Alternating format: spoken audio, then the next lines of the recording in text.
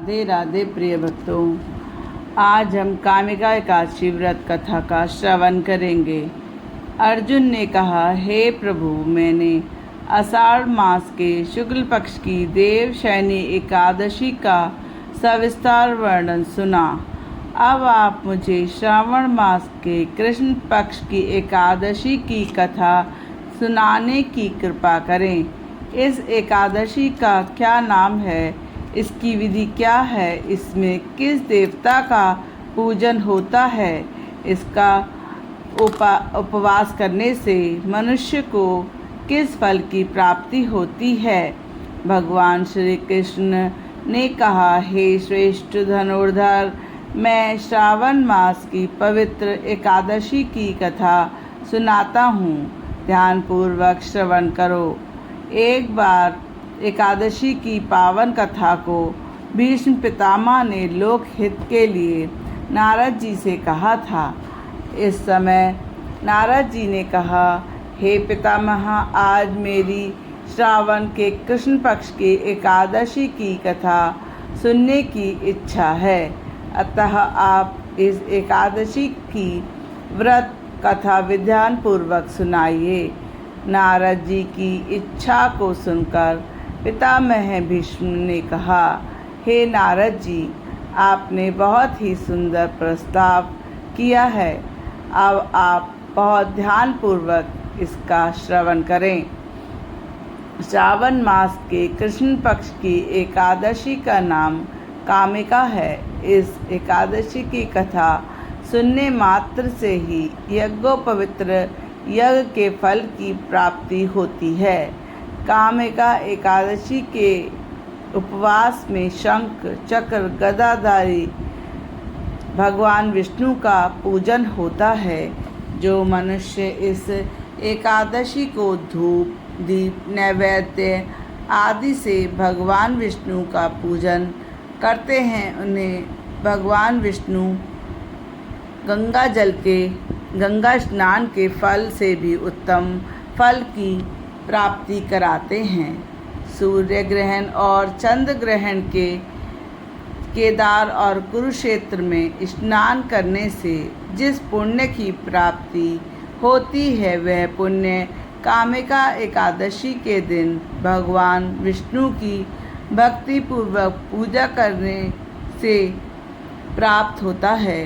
भगवान विष्णु की श्रावण मास में भक्तिपूर्वक पूजा करने का फल समुद्र तथा वन सहित पृथ्वी दान करने के फल से भी अधिक है। व्यातिपात में गंडक नदी में स्नान करने का जो फल प्राप्त होता है, वह फल भगवान की पूजा करने से मिल जाता है। भगवान की पूजा का फल सबसे ज़्यादा है, अतः भक्तिपूर्वक भगवान की पूजा कर सकें तो श्रावण मास के कृष्ण पक्ष की कामिका एकादशी के दिन उपवास रखकर करें। आभूषणों से युक्त बछड़ा सहित गोदान करने से जो फल प्राप्त होता है, वही फल हमें कामिका एकादशी के उपरांत प्राप्त होता है। जो उत्तम द्विज श्रावण मास के कृष्ण पक्ष की कामिका एकादशी का उपवास करते हैं तथा भगवान विष्णु का पूजन करते हैं, उनसे सभी देव किन्नर नाग पितर आदि की पूजा हो जाती है। इसलिए पाप से डरने वाले व्यक्तियों को विधि विधान सहित इस उपवास को करना चाहिए। भगवान शंकर तथा संसार सागर तथा पापों में फंसे लोग मनुष्यों को मुक्ति के लिए कामिका एकादशी व्रत करना चाहिए। कामिका एकादशी के उपवास से सभी पाप नष्ट हो जाते हैं।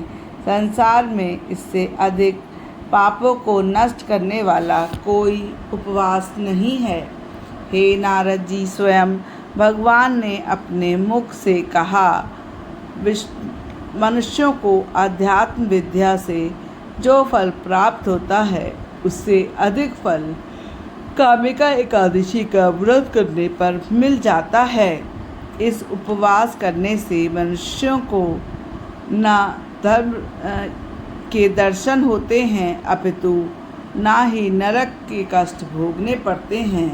वह स्वर्ग का अधिकारी स्वयं ही बन जाता है। जो मनुष्य इस दिन तुलसी दल से भक्तिपूर्वक भगवान विष्णु का पूजन करते हैं वे इस संसार सागर में रहते हुए भी इस संसार से विलग हैं। जिस प्रकार कमल पुष्प जल में रहता है परंतु जल से अलग रहता है, तुलसी दल से भगवान श्री हरि का पूजन करने का फल 1 बार स्वर्ण तथा 4 बार चांदी के दान के फल के बराबर होता है। भगवान विष्णु रत्न, मोती, माणिक आदि आभूषणों की अपेक्षा तुलसी वत से अधिक प्रसन्न हो जाते हैं। जो मनुष्य का तुलसी दल से पूजन करते हैं उनके सभी पाप नष्ट हो जाते हैं। हे नारद जी, मैं भगवान की अति प्रिय श्री तुलसी जी को प्रणाम करती हूँ। तुलसी जी के दर्शन मात्र से ही मनुष्य के सभी पाप नष्ट हो जाते हैं और उसका शरीर स्पर्श मात्र से मनुष्य पवित्र हो जाता है। तुलसी जी के जल से स्नान करने से मनुष्य को सभी यातनाएं नष्ट हो जाती है। जो मनुष्य तुलसी जी के भक्तिपूर्वक भगवान के श्री चरणों में अर्पित करता है उसे भक्ति अवश्य ही मिलती है। इस कामिका एकादशी की रात को जो मनुष्य जागरण करते हैं और दीप दान करते हैं उनके पुण्यों को लिखने से चंद्रगुप्त भी असमर्थ हैं। एकादशी के दिन मनुष्य भगवान के सामने दीपक जलाए और उनके पितृ स्वर्गलोक में अमृत पान करते हैं। भगवान के सामने जो मनुष्य घी अथवा तिल के तेल का दिया जलाते हैं उनके सूर्यलोक में सहस्त्रों दीपकों का प्रकाश मिलता है। कामिका एकादशी का व्रत प्रत्येक मनुष्यों को करना चाहिए। इस व्रत को करने से ब्रह्म हत्या आदि के सभी पाप नष्ट हो जाते हैं और इह लोक में सुख भोग कर प्राणी मात्र में दुख से मुक्ति होती है और अंत में विष्णु लोक को जाते हैं। इस कामिका एकादशी के महत्व के श्रवण तथा पठन से मनुष्य स्वर्गलोक को प्राप्त हो जाते हैं। कथा का सार इस प्रकार है। भगवान श्री हरि सर्वोपरि हैं। वे अपने भक्तों की निश्चल भक्ति से सहज ही प्रसन्न हो जाते हैं। मनुष्य तुलसीदास से भगवान विष्णु का पूजन अवश्य करे। भगवान श्री हरि हीरे मोती सोने चांदी से इतने प्रसन्न नहीं होते जितनी प्रसन्नता उन्हें तुलसी दल अर्पण करने से प्राप्त होती है। अतः भगवान श्री मोती हीरे सोने चांदी से प्रसन्न नहीं होते हैं। जय जय श्री राधे। अगर आपको कहानी अच्छी लगी तो वीडियो को लाइक तथा चैनल को सब्सक्राइब अवश्य करें।